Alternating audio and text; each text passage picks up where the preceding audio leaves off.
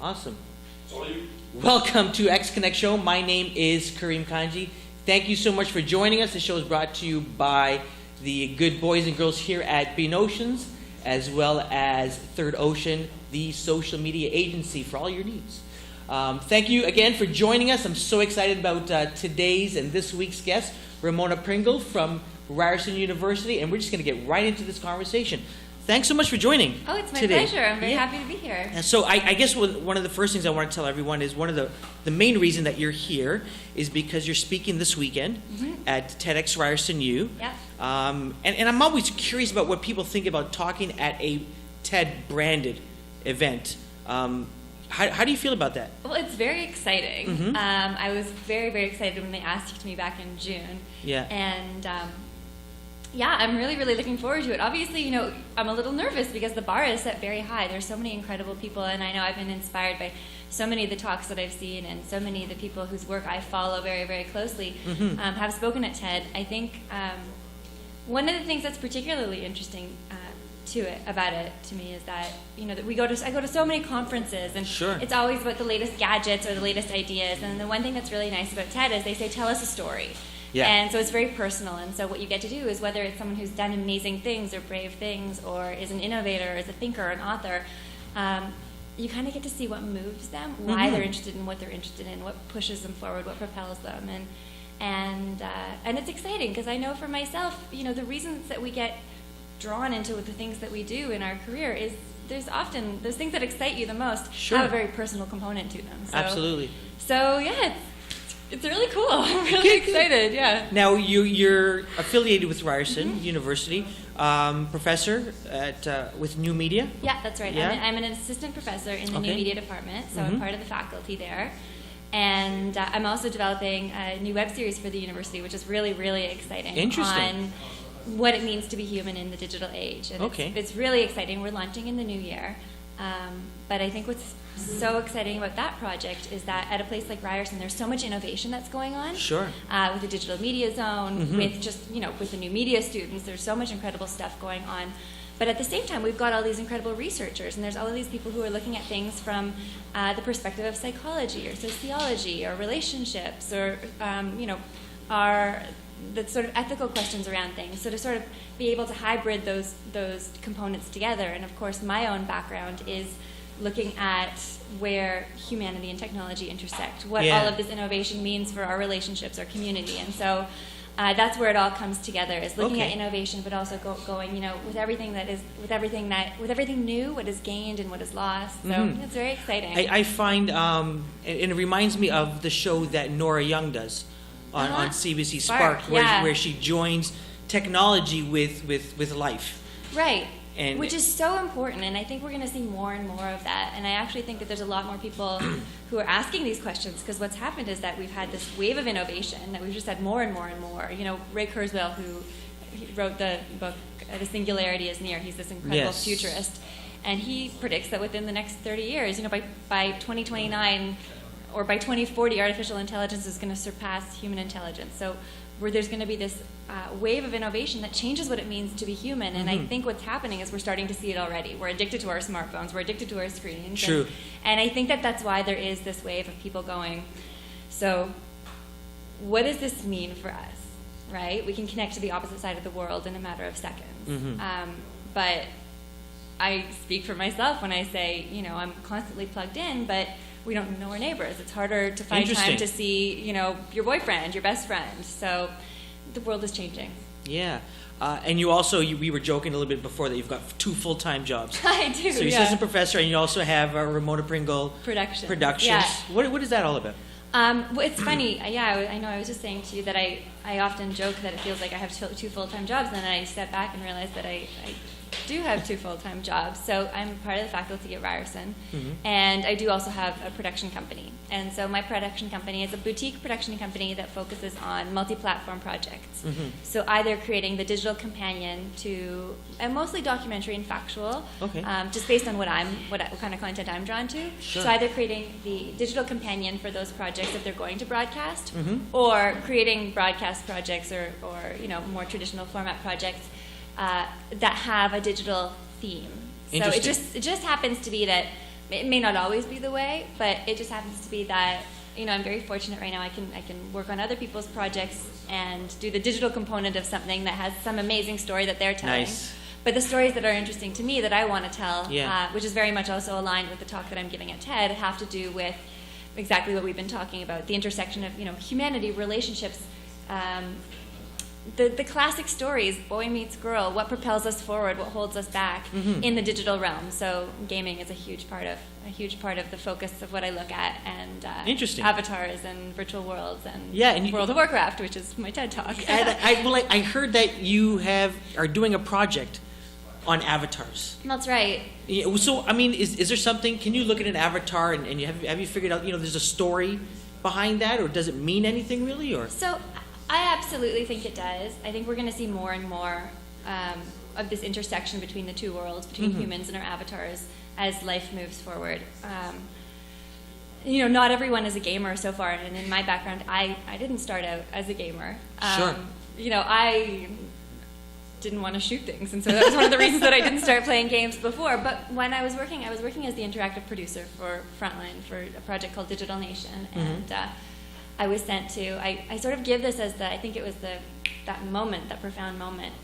They sent me to cover a gaming convention called BlizzCon, which is it's Blizzard Entertainment's giant And this convention. is before you were in the gaming industry? Yeah, I mean, I was aware of it. Sure. I'd actually been a teaching assistant in a gaming program, and Okay. I'd read all of, I read a bunch of textbooks, Henry Jenkins. I was very, very interested in it from a conceptual point of view. Okay.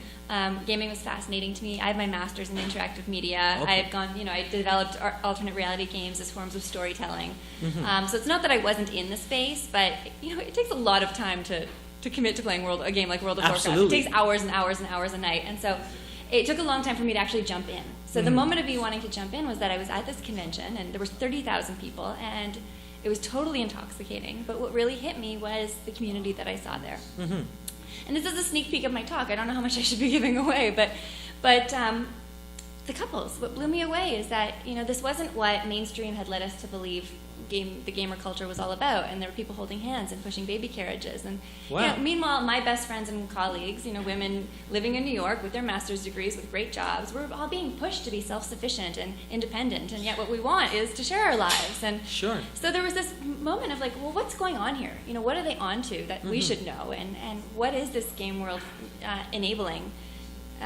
that we might be missing in the real world? And so I decided I wanted to find out. And I had already, I'd done tons of interviews with gamers, but when I started the pilot for the Real Lives of Avatars, I realized, I really didn't want to look at them as this subset culture. You needed to I go wanted in to and go learn inside. for So yourself. I decided that World of Warcraft would become my beat. Okay.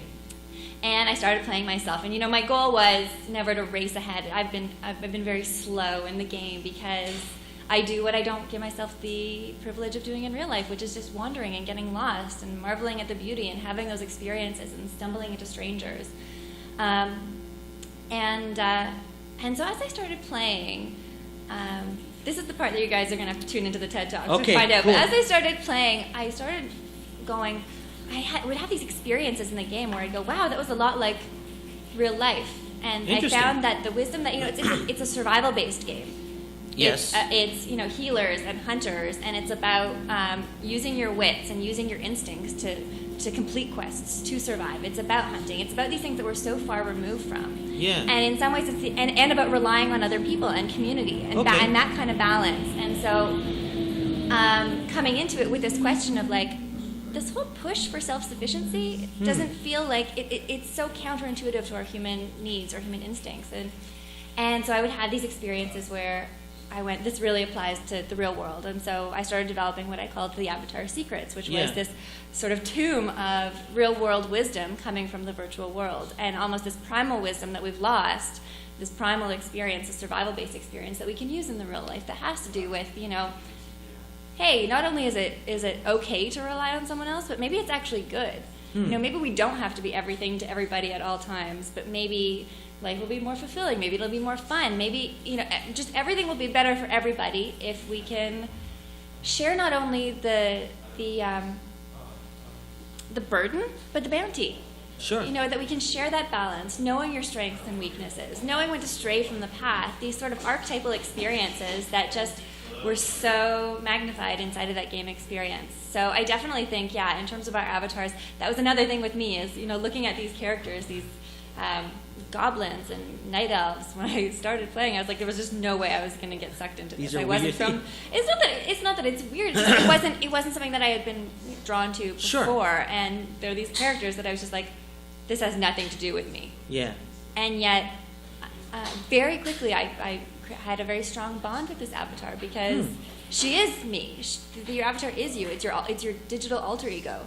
And yet you're in this new world. And I was scared to start playing because I knew nothing about the world. I knew nothing about it. And it's a huge, massive, expansive video game world.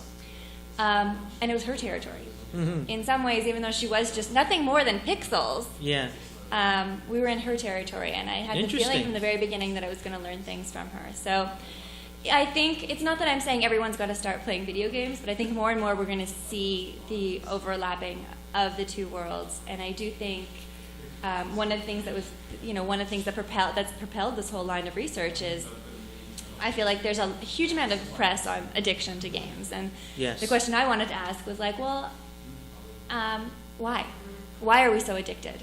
We're not just doing it because we want to waste our time. We're doing it because we're getting something out of that experience, whether it's that you're not getting somewhere else. Right, whether it's accomplishment, as James McGonigal talks about, or whether it is that sense of community, whether it is those relationships, whether it is sort of that balance of the primal survival mode that we want. We want to connect. Absolutely. And so I think we're going to see more and more of it. And I think it's exciting to think that we can actually learn from the virtual world and apply it back to the real world. The scary thing about video games is addiction, is getting lost inside this other space. Yeah. And this is also, I think, the meta theme of my TED Talk is the fact that we need to start thinking about the online world and the real world as extensions of each other. Sure. And there is no difference between either. It's just no. When we think of them as separate entities, that's when it is a hobby or at worst an addiction. But when we start thinking of them as extensions of each other, then it becomes a place where we can learn to be our best selves, where we can meet other people. Clay Shirky says that the online world is a dashboard for real life. Yeah. And so I think the more we can start thinking of it as like, you know what, this is not going to change. This is the new status quo. This is our new world.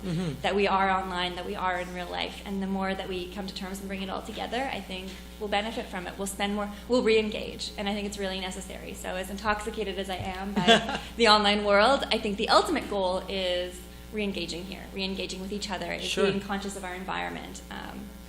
And so ultimately, this whole fascination with avatars brings us back to my fascination with human beings. Nice. Yeah. And so it's interesting because a lot of people would say that we've become disconnected with all of these tools and all of these platforms that people are spending hours a day on. And you would say, no, people are reconnecting. I don't disagree with people who say that we're disconnected. I do think we're disconnected. Robert Putnam has a classic book now called Bowling Alone, where he talks about the collapse of community and the fact that since the 1950s there's been a steady decline in in-person social interaction. It's called bowling alone because things like bowling leagues don't exist anymore. Sure. And I do think that our phones, our text, our email, we are more disconnected than ever. But again, we have this fundamental need to connect, and we're going to start seeing more and more of it. I do think there's a revolution happening. You look at social media sites like meetup.com that are there for facilitating real in-person, face-to-face communication. And so I don't disagree with the people who say that we're more disconnected than ever. I think it's absolutely true. And it's scary. It scares me on a profound level because as I get busier and busier, having two jobs, I'm more disconnected from the people who mean the most to me. Less time to have those personal connections with your friends and family. Yeah, absolutely. But if this is the world that we're living in, we need to learn we need to sort of really be cognizant of what we want and what we need, which is that connection, and start figuring out how we're going to get it. And so I'd say the one caveat in my exploration is saying, we want this, we need this, we don't have it in real life. We don't have it because of our technological devices. Sure. That's not the only thing that I'm blaming, and I'm not saying that they're bad. I think that they're incredible. I think that there's a huge amount of possibilities that we get from them. But that if you look at these, massive online games, 13 million players playing World of Warcraft alone, people spending 3 billion hours a week playing online games, we're doing it because we want that community. So how do we learn from that and apply it back to the real world? So I absolutely agree. We are disconnected. And it's almost saying, what is the problem could also be the fix. Sure. Yeah. We were also talking a little bit earlier about this project you were doing down in New York. Yeah. Why don't you tell us a little bit about that and some of your findings? I'd be very curious about that. Sure. Well, I did my master's at NYU in a program called the Interactive Telecommunications Program, which was this incredible hub of innovation. And one of my professors there was the incredible Douglas Rushkoff, who really was one of the reasons that I went down there in the first place. And he's done a lot of projects with Frontline over the years, PBS's series. And he brought me in to help them develop their interactive approach for this project called Digital Nation, which was directed by another amazing woman named Rachel Dretson, who just had this vision. She had done a project called Growing Up Online and had her own kids and was just looking at, what's happening to us? The same questions we're asking here. What's happening to our attention spans? Is this good? Is this bad? It's intoxicating, but can we keep up with it? And so one of the things when I came onto the project and started having discussions with them that was really fascinating to us is, yes, we can talk to the leading experts at MIT and at Berkeley and find out, from a data-driven point of view, expert opinions on what's happening to our attention spans. But, we have so much more knowledge even now than we had just 3 years ago in 2007 when we started, in 2009 when it aired. The whole time the website, the interactive portion of it was live. And what we decided we would do is hear from the people and, in a way, create a real digital census. So we created something called Your Digital Nation, where we invited people to send in their own stories about life in the digital age, everything from classrooms to bedrooms to parenting. And we heard stories for the first time, stories that now seem like, okay, yeah, that's everyone's experience. People didn't want to talk about. But, interesting. I feel like I feel like we were the first ones really getting those answers of people saying, I'll be at a dinner party and I'll sneak away from dinner. I'll excuse myself to go to the bathroom because I need to check my email on my phone. Or people saying, on one hand, I have this incredible, on one hand, I can go to my kid's soccer game now because I've got my BlackBerry and I don't need to be in the office. And that's amazing. And that's a possibility that I never had before. But on the flip side, my kid makes a goal and I'm not looking because I'm distracted. Yeah. And those are profound. So, and what happened is that, one answer would get another answer, and people putting their real faces on these, and it's daunting at first because you don't want to admit that you've gotten sucked into this machine, but this is our world. Absolutely. Right? And so as people started sending in their responses, we started getting this incredible picture of what it really means to real people. And I think that's one of the really exciting things about digital technology, about interactive, certainly in the realm of interactive documentary, is that where it used to be the voice of God who said, here's the project I'm going to show you in the course of an hour. I'm going to tell you what the world looks like. Now we sort of get to turn the camera back onto viewers and say, but you tell us. Tell us what your world looks like. I know I'm so curious to know from people, what is your experience? How are you falling in love? How are you finding your friends? How are you mourning? How are these base human experiences? How are they changing? Because of course they are. Interesting. And so yesterday it was curious. I went to.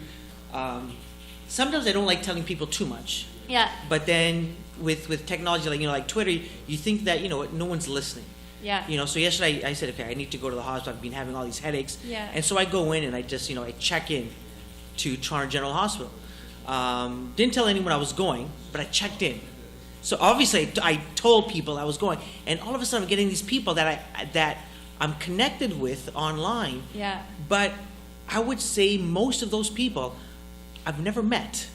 Oh, interesting. And I don't know, and I know who they are, but I don't really know who they are. Yeah. And they're DMing me, they're at replies, say, hope you're okay, hope everything is okay. And one person said, when you're on Twitter, you're never alone.